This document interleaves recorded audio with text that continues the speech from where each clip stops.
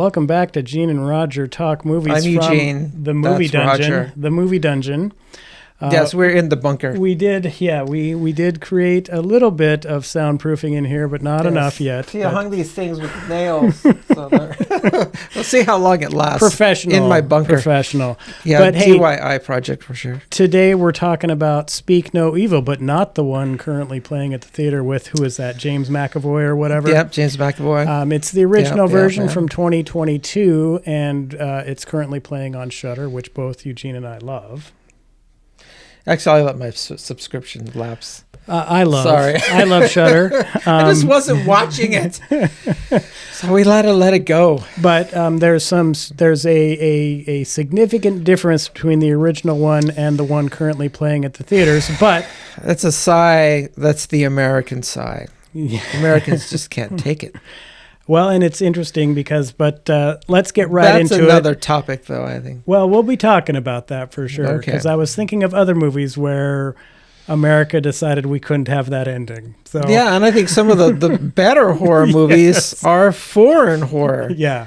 You know, the movie, Martyrs, right? Mm-hmm. Martyrs, and then there's the one with the audition. It's like, my gosh. Well, and of course there was an American remake of Martyrs, which I think I mentioned in that podcast, which of course is nowhere near the level. I'm sure it's just garbage. Of course it is. But of course, Gene, where are you at with the 2022, what is it, Dutch? I had to look this up. Okay. Yeah, Speak No Evil, and it actually won some awards, and I actually had to look this up because it involves two couples, a Danish couple and a Dutch couple, and I had to look this up. I'm like, what's the difference between Danish? Americans. Just the dumb Americans, right? What's the Danish and Dutch? Well, Danish people are from Denmark, which is that country that's kind of like the peninsula that's really close to Sweden. And the Dutch is from Netherlands. So think of all those historic windmills, right? Mm-hmm.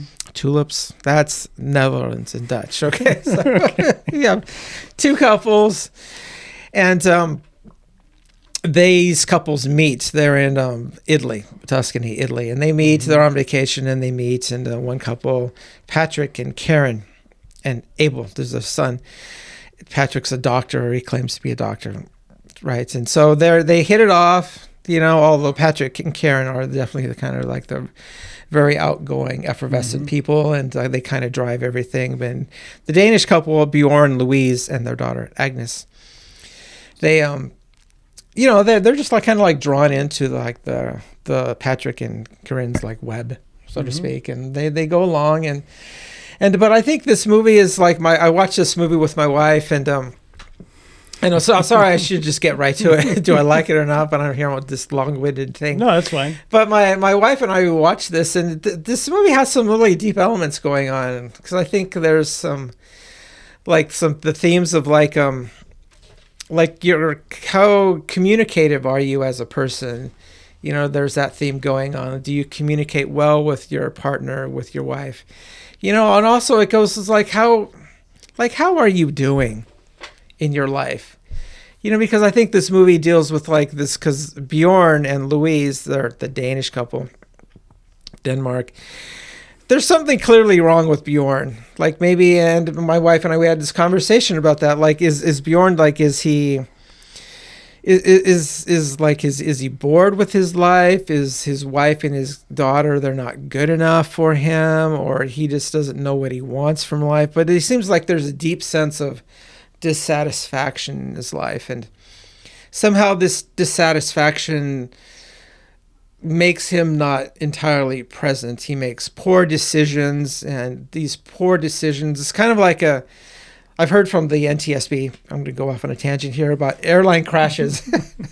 Airline crashes, when they crash, which thankfully it's rare, there's never just one cause. It's always a chain reaction of things. Like this happened, then this happened, then this happened, this happened, then finally this thing happened, and that was tipped it over. The plane crashed. And this was like this. This movie's like that. Bjorn makes one bad decision followed with another bad decision, and then finally it's gone too far.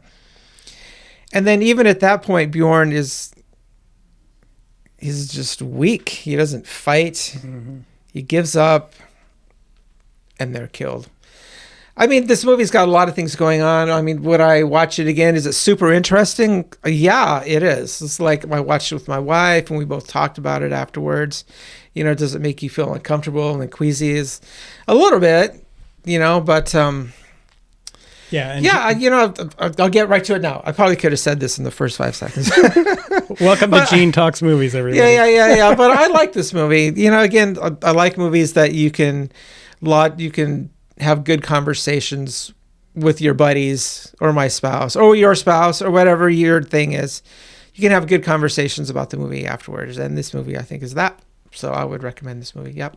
Right. And I think this movie does fit in because, like all of us horror film fans know, there's all these subgenres of horror, right? You've got your gore fests and your haunted house slashers, things, your slasher things. This teen things, horror comedy. Fits into that. We're trying to make you feel uncomfortable.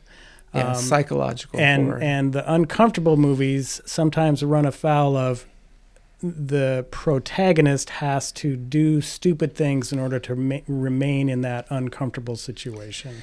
Yeah. Does this movie do that? Does Bjorn do stupid things? They're not so outlandishly stupid. I would say there's one glaring one. There was when they leave and they have to go back to find the girl's bear. Bunny, yes. Bunny, yeah, right. That was pretty stupid. The wife... So the whole premise here is they have gone to this couple's home out in the secluded area. Netherlands, the Dutch couple, Patrick. Right. They had just kind of met on that original vacation. Then they get a note card out of the blue. Hey, come spend some time with us. So they go. But I got to throw this in there. Mm-hmm. This is the first error Bjorn makes, is that Louise, the wife, she's kind of like, she's got this thing going. And in my notes, I wrote down, you should trust your instincts. Mm-hmm. And Louise says, should we go on this vacation and hang out with people we don't even really know? She says that. Yeah. But Bjorn overrides her, and they go. That's mistake number one. Exactly. But the biggest mistake, and the one that's hard kind of to justify, and it unfortunately has to happen in virtually every we're going to make you feel uncomfortable movie has to have a scene like this, is the wife finally says, look, we're out of here. They sneak out. They get in the car. They've got the kid. They're driving away. It's like a 2-day trip, vacation, right? And after the first day, Louise is uncomfortable. And she says, let's go. And then the husband's like, okay, let's just go. And they all get in the car. And they're going. They're gone. Yep. And then, but they baby their daughter too much. So Agnes starts complaining, I forgot my bunny. So instead of just like, knock it off, we're leaving. No, they go back, which is... No rational person would do that. Yeah, you're uncomfortable. Yeah. My wife, when she decides we're doing a thing, that's the end of it. There's my wife decided, we're going. No, we're going. And so I think to your point a little bit where, this passive nature of this husband character is definitely something to talk about. Because really what you're looking at here is how easily people can be sucked into a thing that ultimately at the end of the day they know is wrong, but they don't do anything to get away from that. And then what happens at the end of this film? They are brutally killed in a very surprising and inventive death sequence at the end there. Yes. Yeah, it's like they know that this is I don't know what's the right word. They know this is an uncomfortable place to be, and they should leave. And there was another sequence where they leave again, and that even doesn't work out. But they just, I think people I don't know whether people don't know how to handle, or maybe in our Western society we're so removed from any kind of confrontation, is that when a situation arises when you have to be in somebody's face and be uncomfortable, you're so not attuned to that. You would rather do anything rather than have a confrontation.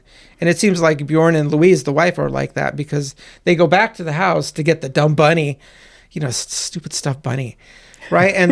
And then Patrick and Corinne, but especially Patrick, he's the master manipulator. Very much so. He's just like blah, blah, blah, and apologetic, and he's got this super nice face. And, it's just like, let's make it right. And Bjorn is like, okay.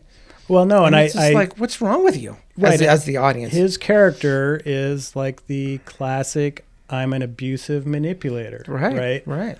Because he turns that around on them where he's like, well, if you were leaving, you didn't even say goodbye. Why did you not do? Oh, I'm the victim here because you didn't say goodbye. We're just trying to treat you nice and have these nice food. Oh, I forgot you were a vegetarian, which is why I was serving you this meats and all this stuff. I gave you a And so it's really, that's the level of uncomfortable we're talking about. But also there's the deeper themes of, at what point is this couple going to stand up and just be like, no, this is it? Well, it's never. They never do that. They never really stand up to him, no. They lose. The daughter gets her tongue removed, so she becomes the new speak no evil person. Yeah. And it turns out that Patrick and Corinne are they're serial killers. Yeah, they do this all the time. That's what they do. Patrick is not a doctor, and because he has this famous line, or kind of a catchy line. He says, "No, I'm not a doctor. I don't believe in work." Right. Yeah.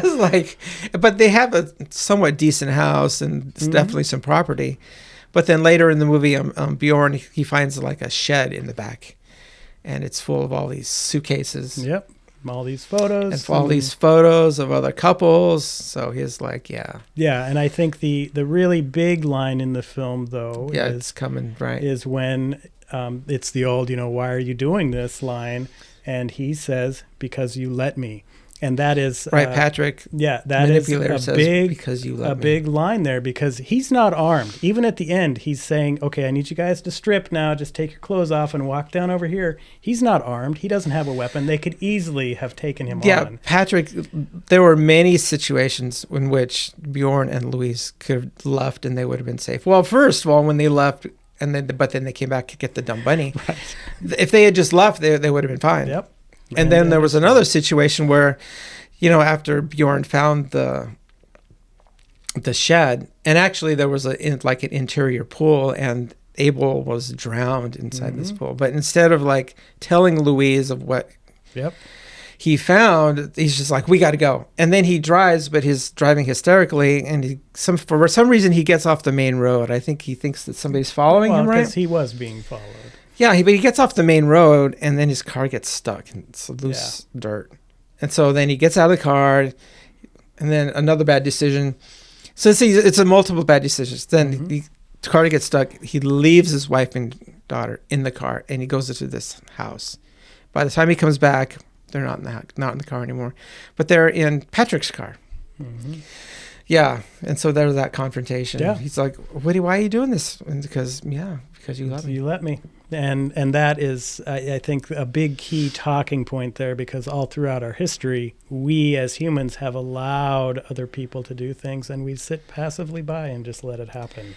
And then we wonder why our life sucks right now. Right? Exactly. And it's because, again, I just really liked the fact that there was it's not like he's holding a gun at them or any other weaponry. Yeah, and actually the Patrick, Bjorn, Louise, Patrick, and Karen are in the car, and they drive, and then they stop, and then Patrick gets out to use the bathroom, but he leaves the keys in the car, and Bjorn's in the passenger seat. He easily could have just jumped over, started the car, and just drove off, or got the keys and thrown them into the forest and equalized the odds there. But he doesn't take any proactive action. No, and I think at all. I think he was leaving the car to illustrate how much control he now has over the whole situation. Because even at the end there, he's taken their daughter away. Their daughter's tongue has been removed. Right, in front of them. And then he has both of them just, hey, we're out in this gravel pit. Hey, I just need you guys to take your clothes off and walk down there. And they straight up do it with no resistance on any level. They don't fight back. It's by that point, they've been so beaten down. Yep. They've surrendered. And so this movie is, I think Gene hit it on the head. Definitely watch it once. It's got a lot of stuff going on. Is it a film I'm going to watch? Well, I'll have to watch it again because I'm going to cut some scenes into it. But okay, there we go. Is it one like, Friday the 13th, let's watch it 20 times? No, it's not one of those. I'm going to watch Friday the 13th 20. I've seen it many times. But you know what I mean, right? You know what I mean? Yes, you see it once. It's a good film, worth seeing. But I've seen The Thing probably 10 times. Right, there you go. But let's talk about how this new version is dramatically different, and the entire point of the film, the original story, is lost on this new version. Because the beauty of the Danish / Dutch version is the whole idea of surrender. You know, is there a situation in which you will get to the point where you're not fighting anymore? You're going to just do what that person tells you, even if you know it leads to your destruction. You're just going to do it. You know, is there a situation that leads to your surrender? And that this movie explores it really, really well. Yep. Yeah, but the new movie, nope. The evil is vanquished in the new one. Evil is, yeah. The Americans have to have their nice, happy ending. Yeah, so. And to me, it makes no sense because the whole point of this story is just what you said, this: how far are you willing to go to give up everything, not be defending yourself, not standing up for yourself, letting yourself being taken advantage of, and even ultimately led to your death. All of that's gone in the new version. It's just a standard little thriller where, at the end, everything's fine, the evil's been vanquished. And I just think there's something to be said about, do I like happy endings? Of course I do. Yeah, we all like happy endings. But I like happy endings when it fits with the story, and I like these endings like we're talking about with the 2022 version of Speak No Evil, where that's the only ending that is realistic and can possibly come out of this film. Right. I think another example of Americanizing is The Descent, which is this. Have you seen that movie? The one where the girls go down into the cave. I don't know if I've seen the American version or if I've seen the other version. No, there is only the one version where but there's two endings. There's a woman who survives. Right. She's in a car. She's very happy. She's covered with blood, but she's alive. Right. And that's so the ending I know. The real ending of the film was, no, she goes through this big hallucination where she sees her child. She's blowing out birthday candles or whatever with her child.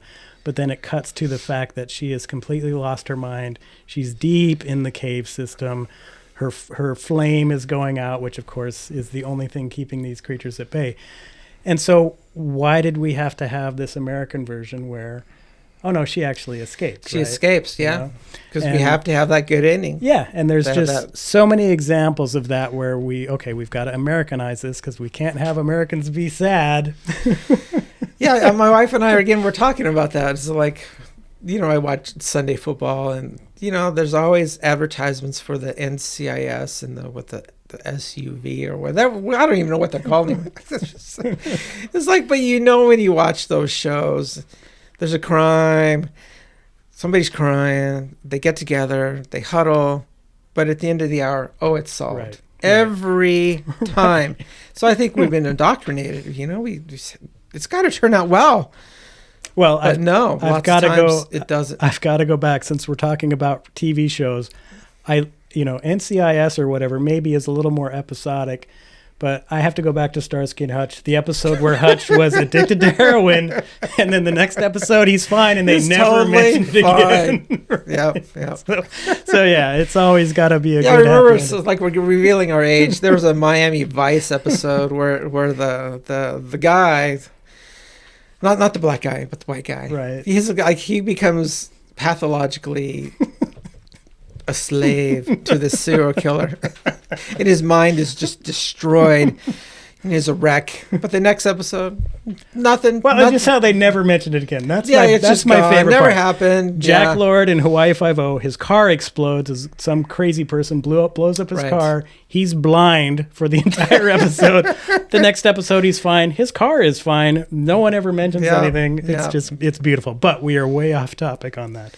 And that also happened with Big Bang Theory. I really tried to watch Big Bang Theory, but then it's like they had this episode where the two friends messed up Sheldon's Antarctic experiment, caused him scientific humiliation, almost wrecked his career, and then the next episode they're all buddies. No.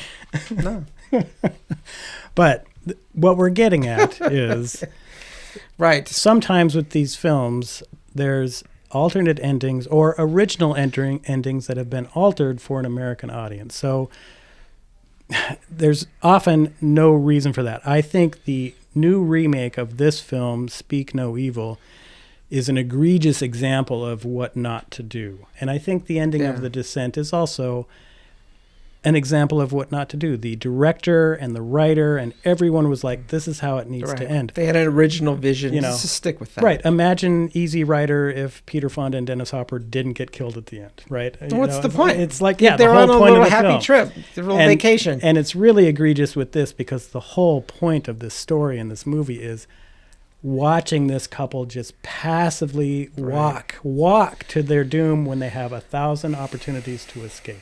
Exactly. So for a horror film, it falls into that we're going to try to make you feel uncomfortable category. There's nothing really overtly graphic or anything like that going on. But definitely worth a watch, I would say. Yeah, I'd recommend it. Yeah. Very good. I didn't have Shudder, but Apple TV, $3.99 rental. Cares, dude. But it's good. I think Shudder's like $5 a month, dude. My wife, she's just like she's chopping, dude. It's like, are you watching this thing? It's like, no, I don't watch that much. It's like, then it's gone. Yeah, she's ruthless. We're cutting down. Okay, well, good. The other day she asked me, "Is like, you watch that Criterion thing?" And I was like, "Yeah." And it's like, okay. So she gave you a pass on that. Yeah, I gave me the pass on the Criterion channel. Probably because there's movies on there she could watch. Shudder, there's probably not a lot that she'd want to see on that. So. Although she did watch The Autopsy of Jane Doe, she didn't like it. I'm like, what is wrong with you? What did she not like about it? I don't know what's wrong with her. Okay. Well, I don't know. I find something I like about her. But Gene, what are we doing next week? We keep talking about this, but we got to have a plan. We should get a plan. Okay, so we could go down. No, we're Terrifier 3? Right? Well, you'd have to see it at the theater. I don't care about that. That's cool. Okay, we could definitely have that one. Oddity is also out playing on streaming. I did watch that the other day. Pretty interesting. I watched this Netflix movie based on a Stephen King novella in the Tall Grass. Have you heard about this? I have heard about it. It doesn't suck. Okay, that could be one. I don't know. We will definitely be doing we'll figure something out. Yeah, we threw out some things. I'm kind of thinking what Roger just said. Terrifier 3. It might be worth a go. If I can fit it in my schedule. What schedule? You got 8. You're a 9 to 5 guy. Well, I didn't leave work today until like 5:30. You're a 9 to 5:30 guy. But remember, I am also have an art teacher wife. So where am I going right after this? To her art classroom. You got to put your foot down. You can't just let her just control you, dude. I will. I'm taking after this couple in. You're taking after Bjorn. I don't think my wife's going to kill me, though. Oh, no, she won't kill you. She's very nice. Anyway, we're just rambling as usual. Thanks for tuning in. We will catch you the next time. Bye-bye. Bye.